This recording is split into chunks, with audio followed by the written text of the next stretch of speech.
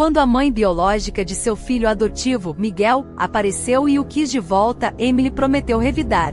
Por outro lado, a mãe biológica, Lily, que abandonou seu filho, teve a chance de ser mãe novamente.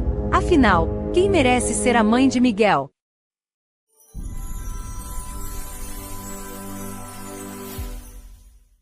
Miguel, você cresceu tanto. Emily riu enquanto seu filho rastejava em seus braços no sofá. Ele já tinha 4 anos e ficava mais pesado a cada dia. No entanto, ela se recusou a afastá-lo, pois ele sempre seria seu bebê. Miguel adormeceu rapidamente em seu peito enquanto ela acariciava seu cabelo com carinho. Ela tinha algumas coisas para fazer, então carregou Miguel para o quarto dele e foi para o sofá, onde havia começado a separar a correspondência. A maioria das cartas eram contas e extratos bancários, mas uma era desconhecida e vinha de um escritório de advocacia. Ela abriu rapidamente e leu, e seus olhos se arregalaram enquanto eles se moviam sobre as palavras. Não, Emily respirou depois de terminar. Ela pegou o telefone rapidamente, quase quebrando uma das unhas enquanto lutava para pegá-lo. Mateus, ela disse quando seu marido atendeu, e sua voz falhou imediatamente. Emily, o que está acontecendo? Você está bem? Miguel está bem?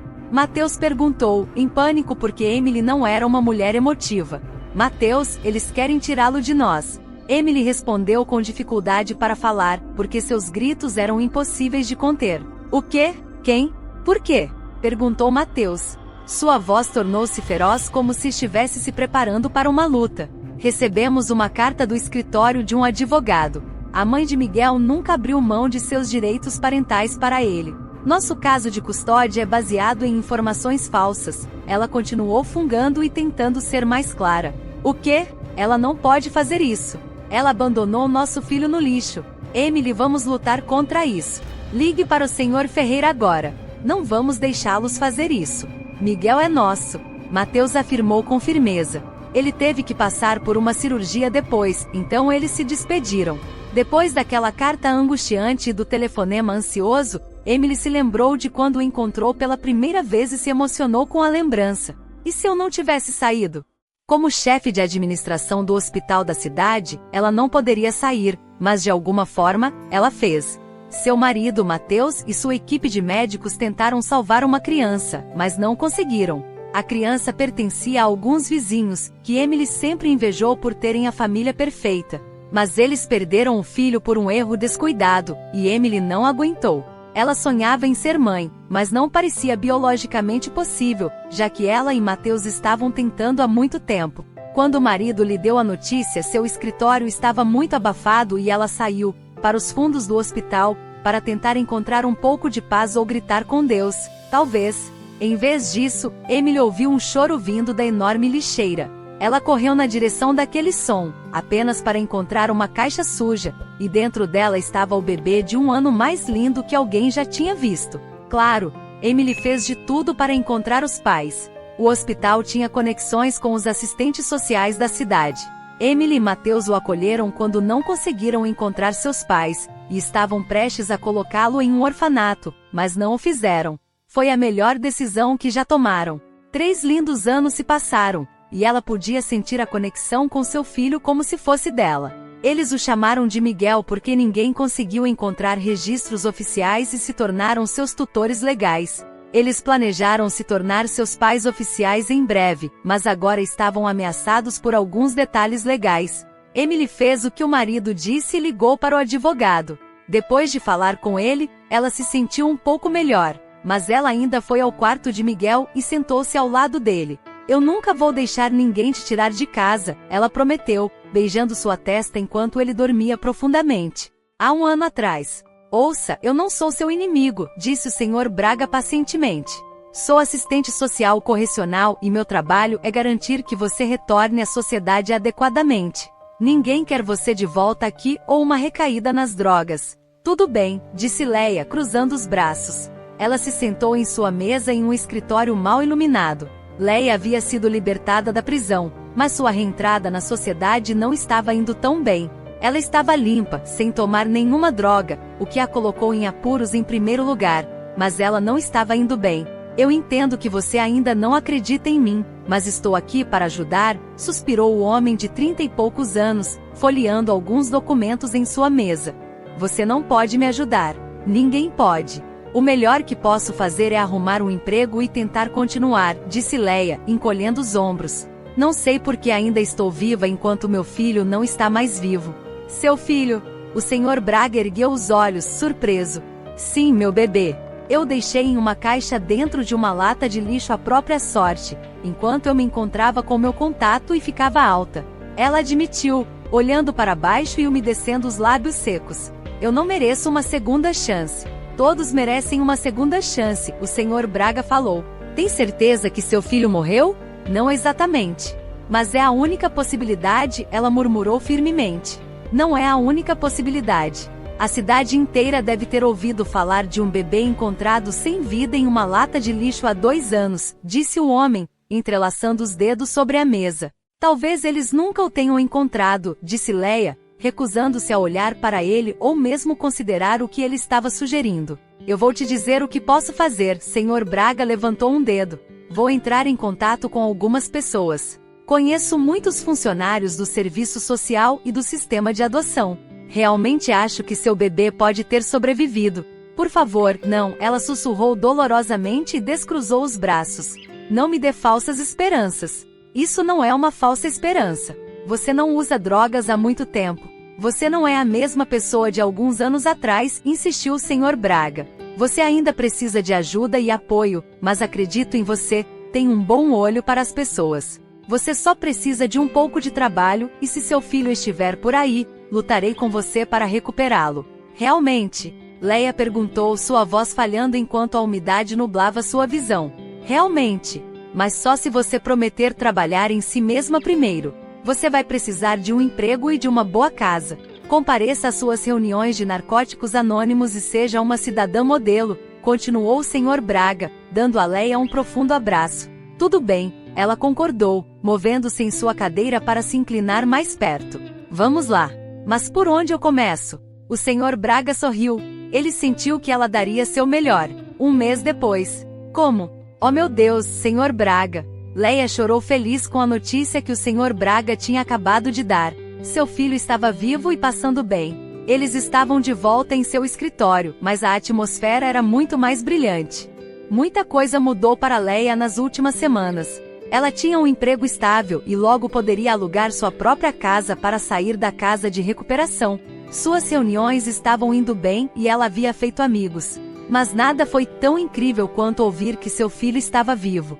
Ela viveu com mágoa e vergonha por 2 anos na prisão, pensando que era apenas uma viciada, mas tudo mudou agora. Ele está sob os cuidados da chefe de administração do hospital de onde você o deixou, Braga leu em seus arquivos.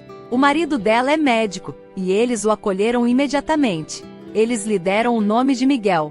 O nome dele era Daniel, disse Leia, preocupada. Sua felicidade havia diminuído um pouco com a notícia dos novos pais de seu filho e seu novo nome. O que há de errado, Leia? O Sr. Braga percebeu o tom dela e ficou confuso. Ele está vivo. Isso é tudo que importa. Nunca mais o verei, Sr. Braga, continuou ela, mordendo o lábio. Ele está com pessoas ricas. Eles não vão deixá-lo vir até mim. Isso não é com eles, Leia. Você é a mãe biológica da criança. Você tem direito se quiser fazer valer eles. Sr. Braga balançou a cabeça. Leia recostou-se na cadeira e olhou para o canto onde a assistente social da penitenciária guardava uma estante com pastas e mais pastas. Ela respirou fundo e mordeu a língua.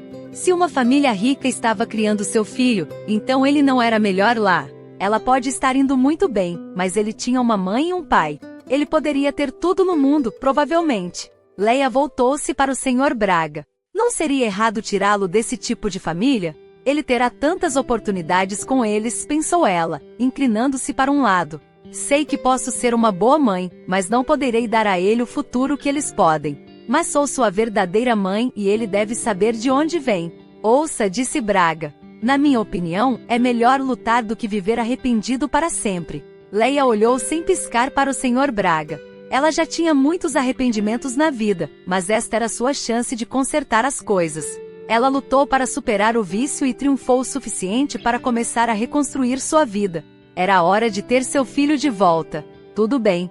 Vamos lutar, ela assentiu com firmeza e sorriu. Presente. Emily sentou-se no banco do parque e sorriu enquanto Miguel corria com algumas das outras crianças. Havia outras mães por perto, supervisionando seus filhos.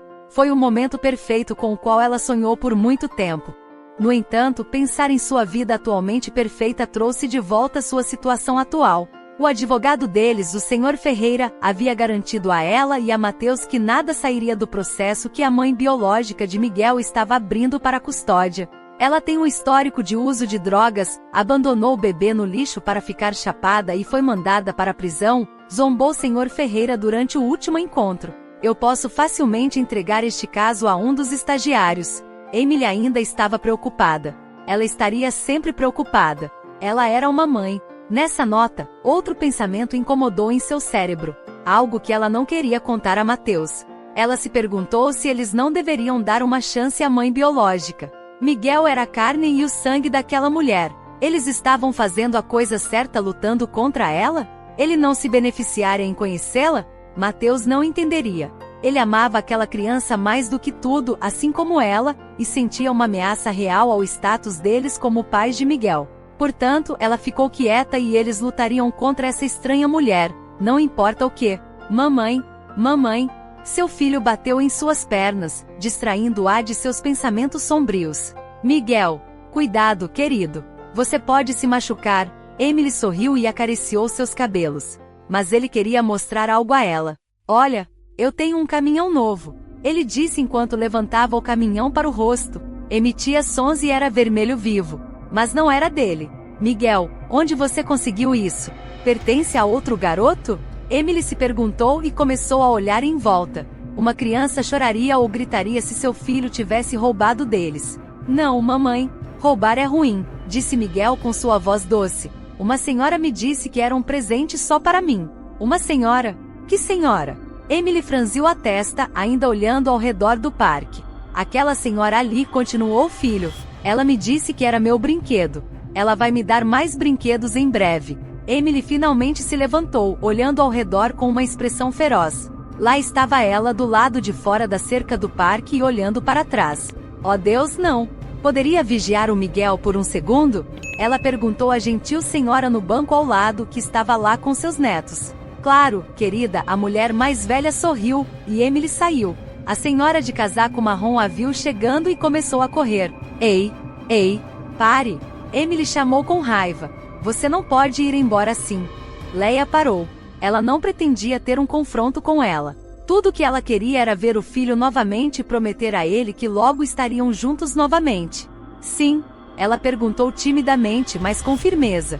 O que pensa que está fazendo? Emily perguntou, cruzando os braços e queimando os olhos. Você acha que está tudo bem ir a um parquinho e conversar com meu filho? Ele é meu filho, disse Leia, com sua timidez desaparecendo. Não, ele não é. Você o abandonou em uma lata de lixo. Ele poderia ter morrido. Ele poderia ter sido morto se eu nunca o encontrasse, Emily acusou, seu torso se inclinando para frente para mostrar seu ponto de vista. E você está nos processando? Você acha que vai beneficiar Miguel? Nós somos a única família que ele já conheceu. As circunstâncias mudaram. Ele é meu filho. Ele deveria estar comigo, respondeu Leia, sentindo-se mais corajosa. Cometi muitos erros e não vou esconder isso. Tenho certeza de que seu advogado ficará feliz em repetir todas as coisas ruins que fiz na minha vida. Mas ainda vou lutar. Trabalhei em mim mesmo. Eu mereço vê-lo. Não, você não tem. Ele tem uma grande família que o ama desde o primeiro dia. Nós cuidamos dele quando ele pegou um resfriado horrível depois de ficar naquela lata de lixo por horas em uma noite fria. Emily começou descruzando seus braços. Estivemos lá em todas as consultas médicas dele. Nós o seguramos durante as vacinas. Nós o ensinamos a falar, andar e tudo mais. E agora, você quer levá-lo embora? Leia fechou os olhos, contendo suas emoções. Eu sou a mãe dele, ela sussurrou. Não, você é egoísta. Eu sou a mãe dele. Emily chorou abertamente. Eu sou a mãe dele. Isso não é justo. Por fim, Leia não aguentou mais. Eu não vou recuar, senhora. Não importa o que você pensa sobre mim. Eu mereço ser ouvida por um juiz. Eu mereço uma chance de ser sua mãe novamente. Eu o tive. Ele é meu. Então vamos resolver isso no tribunal. Ela afirmou, tentando soar firme, mas falhando. Então ela se virou e se afastou de Emily. Você não vai ganhar, Emily gritou desesperadamente. Emily queria acreditar que eles venceriam por vários motivos, mas ela ainda estava preocupada. Quando Leia estava fora de vista, ela se recompôs e voltou para Miguel, que infelizmente estava gostando demais de seu caminhão de bombeiros, mas ela não ousaria tirar isso dele. 3 meses depois, bem-vindo à sua nova casa, Miguel, disse Leia, levantando a mão e sorrindo alegremente enquanto ela e a assistente social levavam a criança de 4 anos para seu apartamento. Contra todas as probabilidades, os tribunais devolveram Miguel a Leia, embora o advogado de Emily e Mateus fosse um tubarão que desenterrou ainda mais sujeira sobre ela. Ainda assim, ela teve uma chance e não iria desperdiçá-la. A assistente social pegou Miguel em sua antiga casa e o trouxe até ela para que pudessem começar uma nova vida. Ela sentiu uma pontada de culpa pelo casal, mas isso estava fora de suas mãos. Era hora de se concentrar em garantir que seu filho se sentisse seguro em sua nova casa e se acostumasse com seu novo normal. É por isso que ela decidiu continuar chamando de Miguel. Ele estava acostumado com esse nome e talvez eles pudessem consertar a papelada mais tarde. Então Daniel se tornou seu segundo nome. Mas tudo isso pode esperar. Leia mostrou a Miguel seu novo quarto e observou o menino andar por ali, olhando para tudo em silêncio. Ele está bem? Leia sussurrou para a assistente social, uma mulher gentil chamada Senhora Glória, que suspirou com a pergunta. Vai levar algum tempo. Ele não aceitou muito bem as coisas na sua antiga casa. Ele chorou e chorou por um longo tempo, mesmo quando partimos, disse a Senhora Glória, mordendo os lábios. Para seu crédito, eles fizeram o possível para fazê-lo se sentir melhor, mas isso não foi fácil. Eu entendo, Leia respondeu com gratidão. Ei, Miguel. Ouvi dizer que você adora nuggets e batatas fritas. Isso é o que todos nós vamos jantar. Miguel olhou para ela com os olhos arregalados. Mamãe e papai vêm? Ele perguntou, começando a sorrir. Não, querido. Somos apenas nós 3 hoje, disse Leia, não querendo magoá-lo totalmente. Ele precisava de tempo. O pequeno sorriso de Miguel desapareceu. Por quê? Porque esta é a sua nova casa. Eles não moram aqui. Leia continuou, sem saber mais o que dizer. Ok, ele concordou tristemente. Tudo bem, ela repetiu. Por que não aprendemos a pôr a mesa? Leia e a Senhora Glória tentaram fazer Miguel rir pelo resto da noite. Sem sucesso. Elas tentaram distraí-lo, e só funcionou algumas vezes. Quando chegou a hora da assistente social ir embora, a criança de 4 anos começou a chorar para ir para casa. Leia teve que segurá-lo com força para que ele não corresse em direção ao elevador do prédio dela. Mas quando ela o soltou, o menino bateu na porta e chorou muito por um tempo. Ela ligou para a vizinha para não se preocupar com o barulho. Miguel nem aceitou o sorvete que ela ofereceu e continuou chorando para ir para casa. A Senhora Glória disse a ela que ela tinha que ser paciente, mas suas lágrimas e rosto vermelho partiram seu coração. Ele usou seu corpinho para bater na porta com todas as suas forças, e ela só podia esperar e repetir algumas palavras reconfortantes. Por fim, ele se deitou no chão ao lado da porta e depois de um tempo, adormeceu. Leia carregou-o para sua nova cama com os lençóis de caminhão de bombeiros que havia comprado e tocou em seu cabelo. Ela não suportava deixá-lo, então ela se deitou no chão e o observou por horas até que o sono a levasse.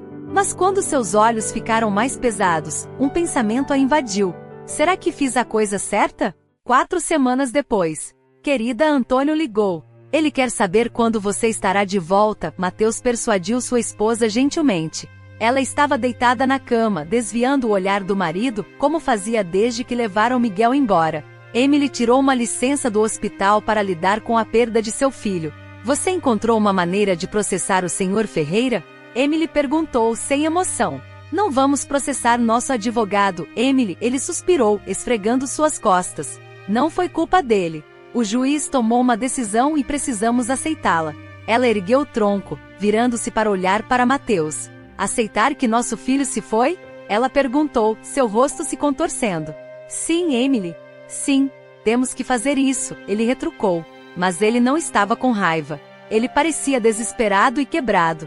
Se não aceitarmos, não vamos seguir em frente. Precisamos aceitar isso, por mais que seja doloroso. Emily derramou várias lágrimas, percebendo que Mateus estava sofrendo tanto quanto ela. mas ele tentou segurar as coisas para eles. Tudo bem, vou ligar para o Antônio, ela concordou, referindo-se a seu substituto temporário no hospital. Todos estavam preocupados com eles, e Emily não atendeu nenhuma ligação, tentando lidar com sua dor. Mas seu marido estava certo. Era hora de seguir em frente, então ela colocou a cabeça no peito de Mateus, e ambos respiraram lentamente, controlando seus sentimentos enquanto confiavam um no outro. A interrupção alta da campainha quase parecia nova. Ninguém os visitou desde o dia em que Miguel foi levado. Eu vou, disse Mateus, ajudando-a a se levantar de seu peito.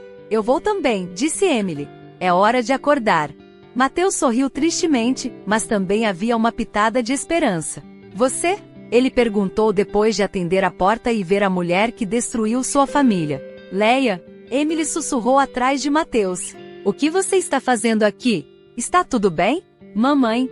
Miguel entrou correndo em sua casa e foi direto para Emily, abraçando suas pernas com força. Emily olhou para o filho, com o coração cheio de toda a alegria que havia sido tirada. A mão de Mateus cobriu sua boca, mas ele se ajoelhou e olhou para o menino. Ei, amigo, ele quase gaguejou. Papai. Miguel foi para seus braços, onde ele pertencia. Ambos estavam tão extasiados com Miguel que não perceberam que a assistente social, Senhora Glória, também estava lá com Leia. Quando ele se cansou de abraçá-los, Miguel correu para seu quarto e Emily se aproximou das duas mulheres em sua porta. O que está acontecendo? Ele está bem?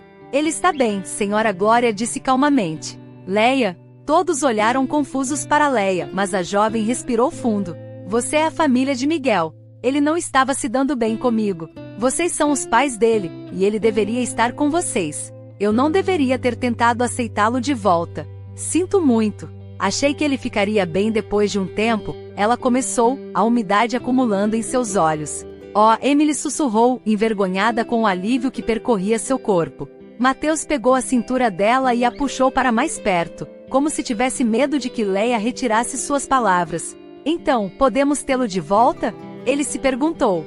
Sim, Leia assentiu enquanto as lágrimas escapavam de seus olhos. É o melhor. A senhora Glória entrou na conversa. Eu já tenho um pedido. Você não precisa se preocupar com o julgamento anterior. Isso é perfeitamente legal. Mas você provavelmente deveria ligar para o seu advogado e começar a entrar com um pedido para adotá-lo oficialmente, explicou ela.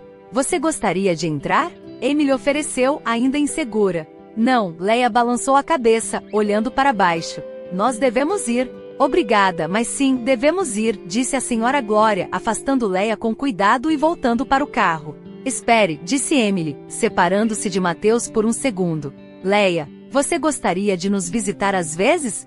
Os olhos de Leia se arregalaram em choque quando os cantos de seus lábios se levantaram por um segundo.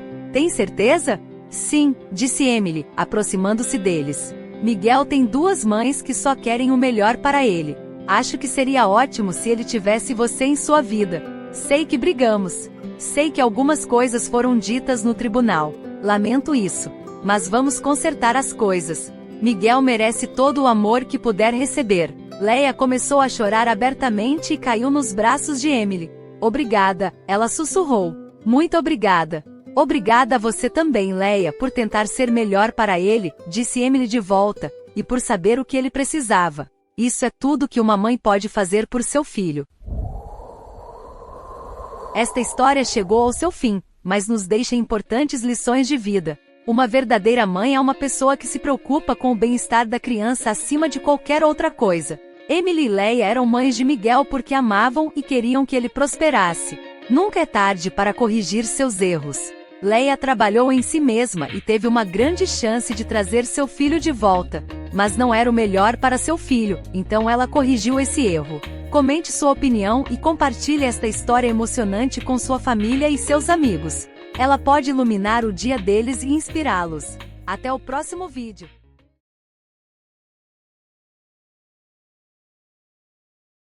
A mãe solteira, Lucy, está se preparando para uma noite tranquila em casa quando uma ligação do professor de seu filho a manda correr para fora da porta. Seu filho está desaparecido, e nada impedirá Lucy de encontrá-lo.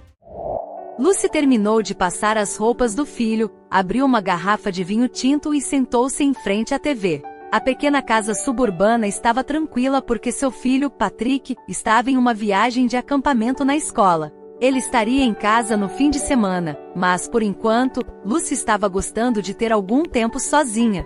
Lucy navegou através de canais de TV para encontrar algo para assistir. Assim que ela se estabeleceu em um filme de comédia, seu telefone tocou. Lucy franziu a testa quando viu o identificador de chamadas mostrar o nome do professor de Patrick.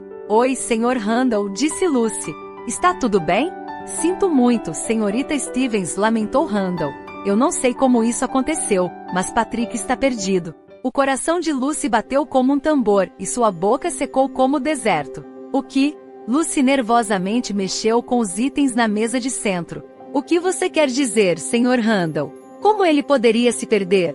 Não tenho certeza, mas tenho certeza de que o encontraremos em breve. Eu já chamei a polícia, e eles estão atualmente lá fora, vasculhando a floresta. Envie-me as coordenadas. Lúcia ficou de pé. Estou indo para lá agora. Lucy buscou uma das antigas mochilas de caminhada no armário do corredor. Ainda estava lotado com muitos suprimentos básicos de acampamento. Enquanto isso, seu telefone tocava com uma mensagem de Randall. Lucy entrou em seu carro e depois partiu. Ela queria estar lá no momento em que a polícia encontrou Patrick. Lucy dirigiu até o acampamento. Ele estava localizado em uma área bastante remota e florestal nos arredores da cidade. Cascalho e sujeira se amassaram sob os pneus de seu carro enquanto Lucy seguia as antigas estradas de madeira para chegar à área de acampamento. No momento em que ela emergiu no amplo vale onde o acampamento estava situado, o sol estava se pondo, esperando por ela perto do bloco de abluções. Quando Patrick se perdeu? Lucy perguntou enquanto caminhava em direção ao Sr. Randall. Há quanto tempo ele está lá fora sozinho?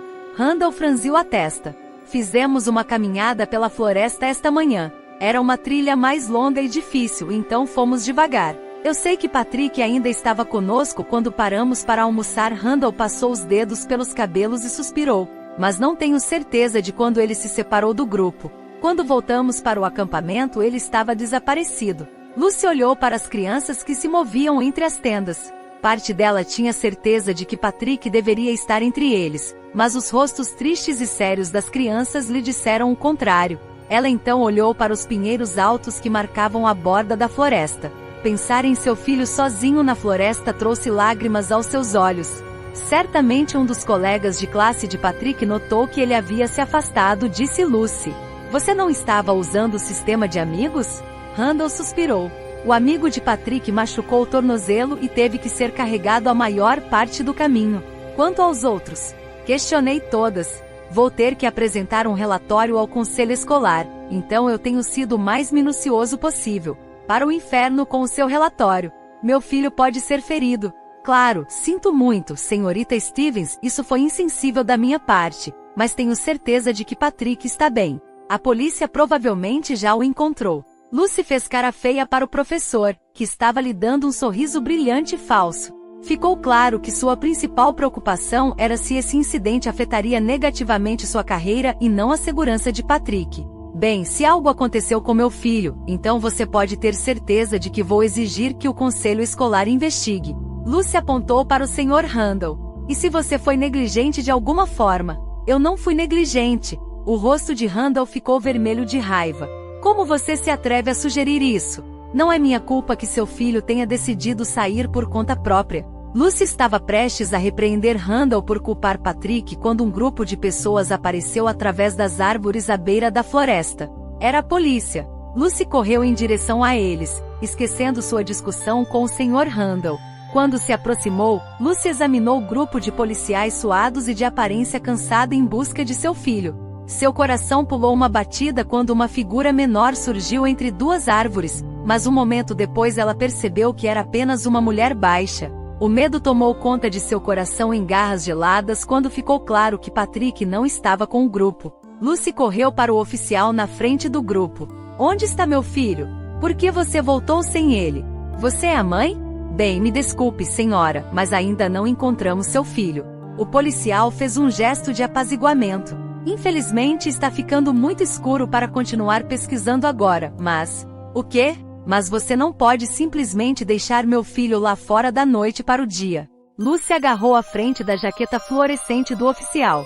Você tem que continuar olhando. Ele poderia se machucar. É ineficaz continuar procurando no escuro, senhora. O oficial retirou as mãos dela de sua jaqueta. Já desmatamos uma grande parte da floresta e continuaremos pela manhã. Um dos cães de busca e resgate locais se juntará a nós se não o encontrarmos até o meio-dia de amanhã. Você não pode simplesmente ir para casa e dormir em sua cama agradável e quente enquanto meu filho de 11 anos ainda está lá fora. Lucy ficou furiosa porque a polícia abandonou seu filho na natureza. De que adiantaria ao Patrick amanhã se ele não sobrevivesse à noite? Por favor, tente se acalmar, senhora. Estamos seguindo o procedimento padrão. Fizemos tudo o que podíamos por enquanto, mas retomaremos as buscas às 6 horas da manhã. Você não pode fazer isso, Lucy soluçou. Por favor, eu vou te pagar. Sinto muito, senhora. Eu sei que isso é difícil para você, mas me subornar não vai melhorar a situação. Seguimos essas regras por razões de segurança, disse o oficial. A floresta é perigosa, especialmente à noite. O terreno. Tudo bem, interrompeu Lucy. Um grupo de policiais pode estar com muito medo de continuar procurando, mas eu sou a mãe dele e não vou desistir até que meu filho esteja seguro. O oficial balançou o dedo em Lucy. Você não vai correndo lá sozinha, senhora. Você não sabe o que está fazendo e apenas tornará nosso trabalho mais difícil, porque teremos que procurá-lo também. Lucy não seria dissuadida. Ela tinha caminhado e acampado com frequência quando era mais jovem. Ela voltou para o carro e buscou os suprimentos que havia guardado em seu porta-malas. Lucy havia trazido uma lanterna, comida e água, além da multiferramenta, faca de caça e um kit básico de primeiros socorros em sua mochila. Ela também tinha um mapa. Lucy cheirou quando se lembrou de como Patrick insistiu que ela pegasse o mapa antes da viagem de acampamento para que ele pudesse conferir as trilhas. Ele passou várias horas estudando o terreno. Como ele havia se perdido? Estava muito escuro sob as árvores. Lucy não queria entrar lá sozinha, mas se ninguém mais procurasse por seu filho, a segurança de Patrick dependia dela. Ela acendeu a lanterna e partiu por um caminho estreito que levava através das árvores. Estou chegando, bebê, disse ela. Apenas sente-se firme. Não importa onde você esteja, eu vou encontrá-lo. Quanto mais profundamente Lucy se aventurava na floresta, mais ansiosa ela ficava. Tudo além do feixe estreito de sua lanterna estava escondido na escuridão. Os insetos cantavam a curta distância, mas tudo ao seu redor estava em silêncio, exceto pelo barulho muito alto de suas botas nas agulhas de pinheiro que sujavam o caminho. Uma vez, Lucy ouviu galhos estalando nas proximidades e congelou. Ela virou sua lanterna em direção ao som e viu olhos vermelhos olhando para ela sob uma série de garras ameaçadoras. Lucy gritou e levantou a faca para lutar contra a criatura, mas era apenas um cervo. O que ela confundiu com garras eram apenas seus chifres. Agarre-se, Lucy murmurou enquanto o veado fugia pelas árvores. Eu nunca vou encontrar Patrick se eu não puder mantê-lo junto. Lucy enfiou uma flecha em uma árvore com sua faca. Ela se lembrava o suficiente das habilidades de caminhada que seu pai lhe ensinou para garantir que ela marcasse sua trilha em intervalos regulares. O dossel da floresta escondia quaisquer estrelas que ela pudesse ter usado para a navegação, mas Lucy acreditava que estava viajando para o noroeste com base na posição do sol quando entrou na floresta. Pouco tempo depois, Lucy parou para beber um pouco de água e verificar seu mapa. Ela espalhou o mapa na terra e o estudou com a luz de sua lanterna. Lucy sentiu um calafrio percorrer sua espinha enquanto estudava a página. Ela estava perdida. Isso não pode estar certo. Lucy virou o mapa e examinou-o de um ângulo diferente. Ela garimpou sobre a área com sua lanterna e, em seguida, verificou o mapa novamente. O chão subiu à sua direita, o que pode ser o início da colina marcada no mapa.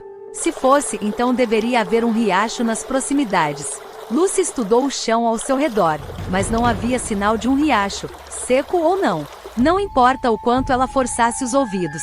Tudo o que ela ouvia eram insetos e os uivos distantes de criaturas que ela não conseguia identificar. Sua respiração veio forte e rápida enquanto Lucy lutava para entender as linhas de contorno borradas pelas lágrimas em seus olhos. Ela colocou o dedo na área, onde pensou ter entrado na floresta e traçou uma linha noroeste.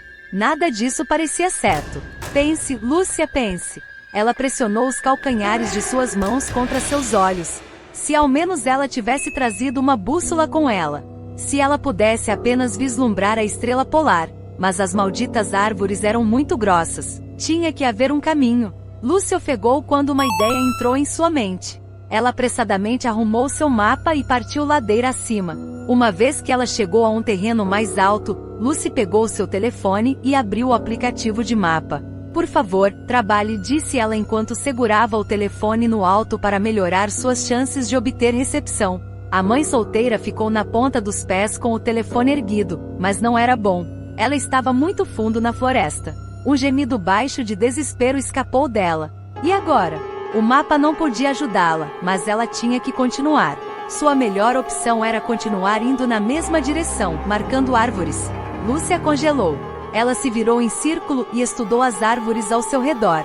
De que lado ela veio? Oh, Deus! Lucy pressionou uma mão contra o peito. Isso não poderia estar acontecendo. Seu coração galopava e ela não conseguia respirar. Ela pensou que estava perdida antes, mas agora não havia dúvida sobre isso. Lucy caiu de joelhos e chorou nas agulhas de pinheiro que cobriam o chão. Que tola ela era acreditar que poderia encontrar Patrick nesta floresta escura com nada mais do que lembranças sombrias de habilidades de caminhada que ela aprendeu quando criança. Se Patrick fosse ferido, então ele poderia morrer porque a polícia agora tinha que dividir seus esforços de busca e procurar duas pessoas em vez de uma. Se algo acontecesse com Patrick agora, a culpa seria dela. Lucy não deixaria isso acontecer. Ela enxugou as lágrimas e estudou as árvores ao seu redor mais uma vez. Todos se pareciam com eles. Não havia como saber para que lado ela veio, mas por Deus, ela descobriria isso. Lucy tirou o pó e ficou de pé. A última árvore que ela havia marcado não poderia estar a mais do que alguns metros de sua posição atual. Ela tirou sua jaqueta rosa e a prendeu a um galho de árvore. Isso serviria como marcador temporário até que ela encontrasse sua trilha. Lucy caminhou alguns passos para longe de sua jaqueta e procurou nas árvores por seu marcador de trilha. Ela não encontrou, então ela se virou para trás e tentou novamente em uma direção diferente. O frio que desceu das montanhas Ouachita causou arrepios nos braços de Lucy. Ela tremeu enquanto procurava. Sempre que ela voltava para sua jaqueta, ela se perguntava se esse método de tentativa e erro de busca acabaria sendo apenas mais uma de suas ideias estúpidas. Quem eu estou brincando? Lucy disse com os dentes tagarelas. A única coisa que vou conseguir com isso é me dar hipotermia. Mas mesmo que ela pensasse em desistir, Lucy não conseguia desistir. Sua imaginação evocava imagens de Patrick deitado no fundo de uma encosta íngreme com um braço quebrado, ou pior, houve um aumento nos avistamentos confirmados de puma nos últimos anos. Se Patrick tivesse se deparado com um dos grandes felinos, Lucy nem queria considerar o que ela poderia encontrar de seu filho se esse fosse o caso, mas nenhuma mãe poderia desistir quando seu filho precisasse dela. Então, Lucy continuou procurando por sua trilha. Ela estava ficando cansada, no entanto, e tropeçou em uma rocha. Ela gritou enquanto rolava pela encosta e ficou com um monte de agulhas de pinheiro e sujeira na boca. Felizmente, ela logo alcançou um pedaço de chão nivelado e parou.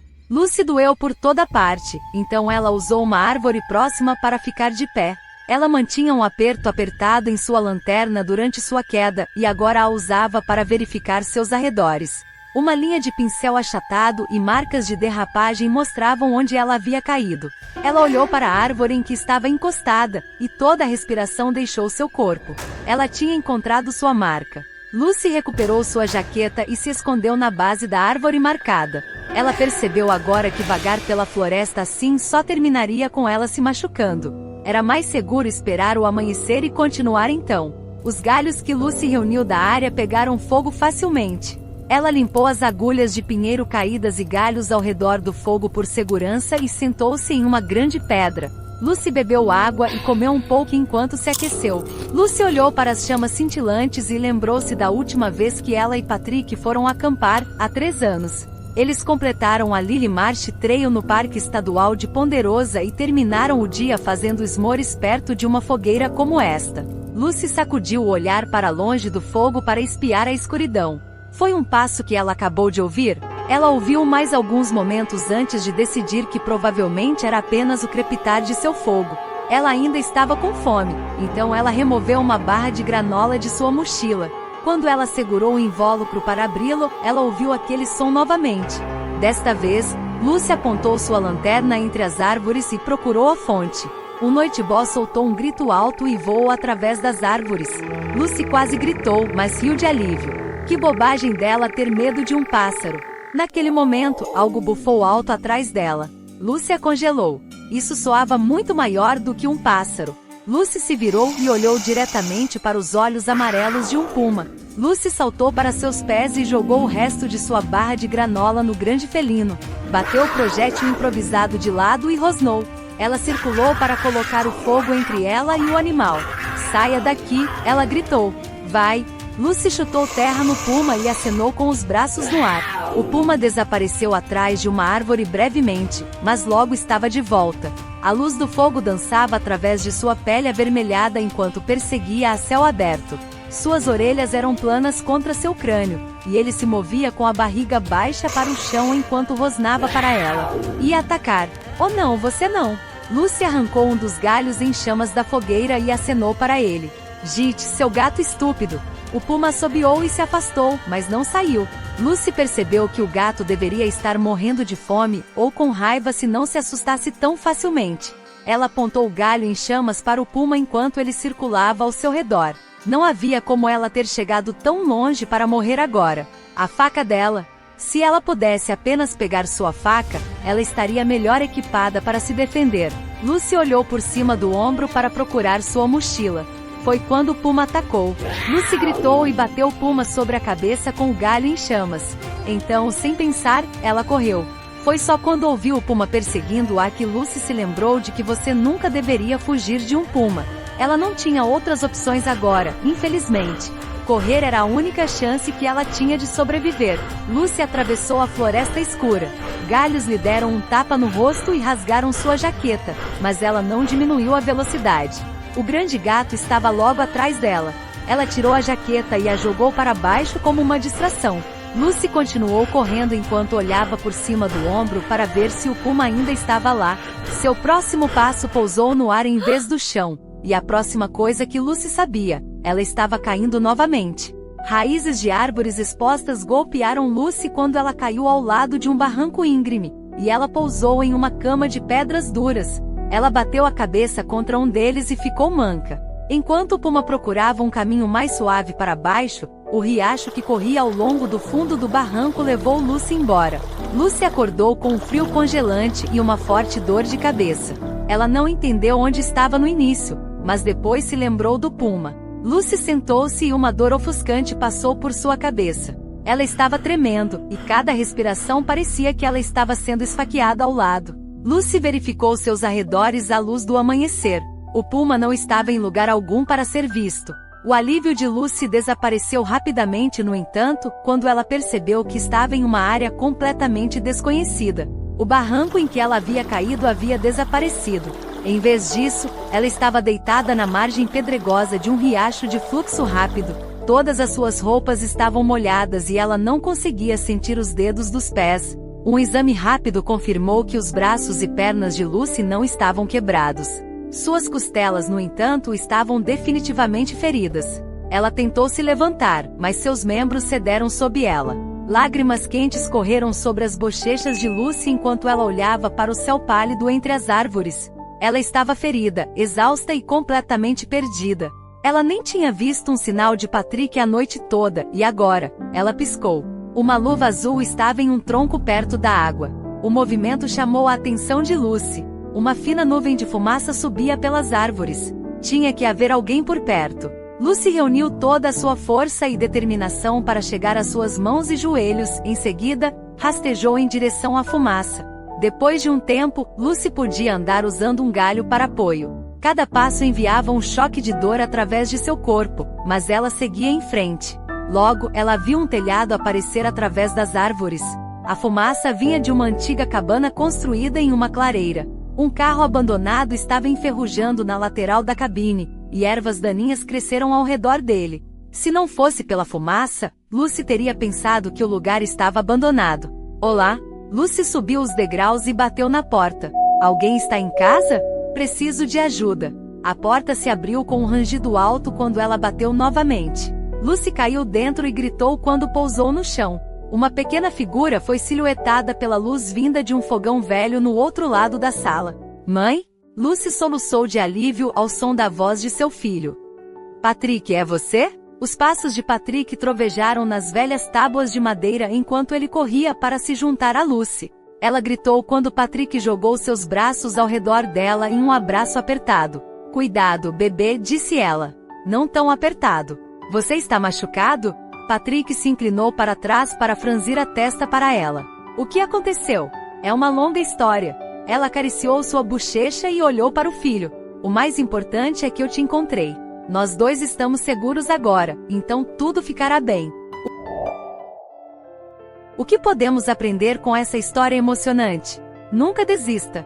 Apesar de todos os desafios que enfrentou, Lucy continuou tentando encontrar Patrick.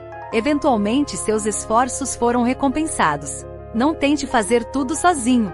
As fugas estreitas de Lucy de ferimentos graves poderiam ter sido evitadas se ela tivesse se esforçado mais para conseguir alguém para ajudá-la a procurar por Patrick.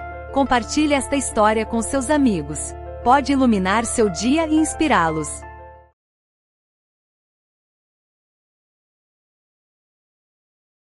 Angela e seu filho, Bruno, apesar de todas as dificuldades que enfrentaram, sempre foram muito unidos, e um certo dia, Angela deu um simples presente ao seu filho, e ele retribuiu de uma forma que ela nunca iria imaginar. Desde sua juventude, Angela nunca mediu esforços para ajudar todos que ela amava, sejam parentes ou amigos, ela sempre fazia tudo o que podia por eles. Ela conheceu seu marido, Marcos, em um posto de gasolina. Ele havia esquecido sua carteira em casa, e Angela se ofereceu para ajudar. Marcos insistiu em anotar seu número de telefone para lhe pagar de volta. Angela, sempre muito bondosa, disse que não era nenhum problema. Pense nisso como uma pequena boa ação. Marcos se apaixonou por ela na hora e resolveu arriscar. Gostaria de retribuir o favor, talvez eu pudesse levá-la para jantar em vez disso. Angela não pôde deixar de corar ao aceitar a oferta. Marcos levou Angela a um restaurante e os dois dividiram uma torta de frango. Ela até aprendeu a cozinhar o prato sozinha, e assim criaram a tradição de comer uma torta de frango feita por ela uma vez ao mês. O amor dos dois foi crescendo e depois de um tempo se casaram e tiveram um filho, fruto desse amor, Bruno. 11 anos depois, Marcos adoeceu e ficou internado em um hospital por 2 anos. Angela gastou todas as economias que tinha em seu tratamento, mas a condição de Marcos não melhorava. Angela juntou muitas dívidas e, para piorar, acabou perdendo seu emprego como auxiliar de escritório, pois tinha que faltar ao trabalho para ficar com seu marido. Ela mal conseguia pagar as contas, inclusive as mensalidades do colégio de Bruno.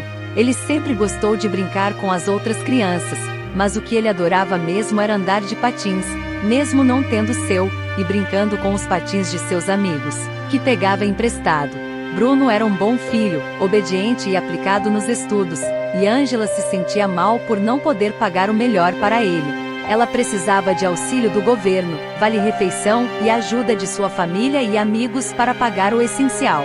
Ela passou dia e noite na enfermaria com Marcos. À medida que sua condição piorava, Marcos sentia que não tinha muito tempo de vida pela frente. Você fez tudo por mim. Sinto muito por não poder fazer o mesmo por você, Marcos disse a ela. Você me deu mais do que suficiente em amor, respondeu Angela. Marcos acabou falecendo devido à sua condição, com sua esposa e filho com ele ao lado de sua cama. Angela não conseguiu pagar o aluguel, nem as contas do hospital, então ela e Bruno se mudaram para um abrigo enquanto procuravam trabalho. Bruno percebeu que sua mãe estava lutando para lidar com isso. Marcos esteve ao lado de Angela por tanto tempo que os dois eram inseparáveis. Enquanto Marcos estava doente, não podia ajudar financeiramente, deixando Angela para carregar a maior parte desse fardo. Embora Bruno tivesse acabado de completar 13 anos, ele sentiu que sua mãe precisava dele mais do que nunca. Tendo perdido seu pai, Bruno decidiu assumir mais responsabilidades. Ele consolou sua mãe enquanto ela lamentava a perda do marido e a ajudou a se candidatar a empregos. Bruno tinha as melhores notas de sua turma, apesar de sua situação de vida. André era seu melhor amigo e lhe deu a ideia de conseguir um emprego de jornaleiro para ganhar um dinheiro extra. Embora Bruno não pudesse comprar uma bicicleta, Ele estava determinado a achar um jeito. Ele encontrou um par de patins em uma caixa de achados e perdidos e decidiu pegar para usá-lo e fazer as entregas. Quando Bruno chegou em casa, viu sua mãe chorando. "Você me lembra muito seu pai", disse Ângela ao filho. Ela não podia deixar de notar que Bruno era a cara de Marcos. "Não chore, mãe, as coisas vão melhorar.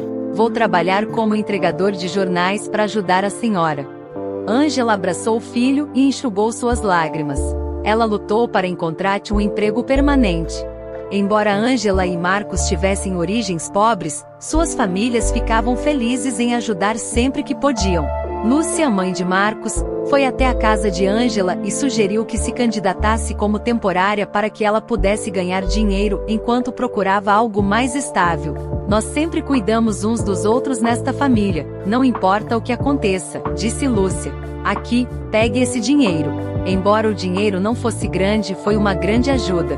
Trabalhando como temporária, Ângela trabalhou como garçonete, empacotadora de supermercado e vendedora de ingressos.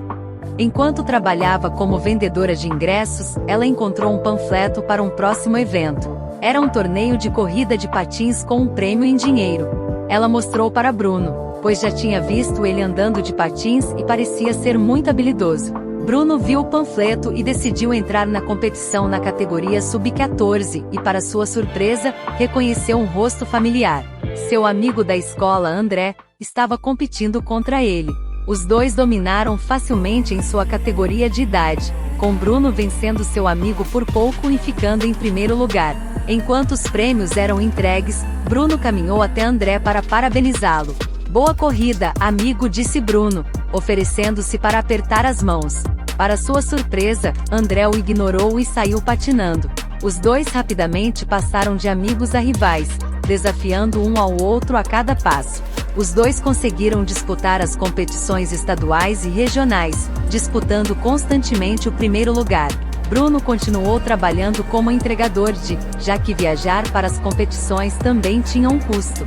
Bruno e Ângela ainda viviam uma situação difícil, apesar de ganharem dinheiro extra com as competições. Felizmente, eles ganharam dinheiro suficiente para alugar um pequeno apartamento. Entre trabalho, competições e escola, eles passavam um tempo juntos. Mas eles sempre dividiam uma torta de frango todo mês para lembrar de Marcos. Ângela havia recentemente conseguido um emprego permanente como garçonete em um restaurante local. Mas mesmo assim, ela e Bruno gastavam cada centavo para pagar o aluguel e as contas. Quando Bruno começou a crescer demais, seus patins já não estavam cabendo nele, e decidiu guardar dinheiro para comprar outro. Ângela viu a situação do filho e pensou em lhe fazer uma surpresa. Ela foi secretamente com a avó de Bruno, Lúcia, em um brechó com o pouco de dinheiro que tinha.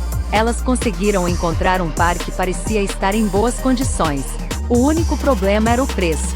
O par de patins marrom empoeirado custava R$50, mas Ângela tinha apenas 20. "Senhor, aceita R$20 nesses patins? Eles custam 50, disse o vendedor. Ângela insistiu.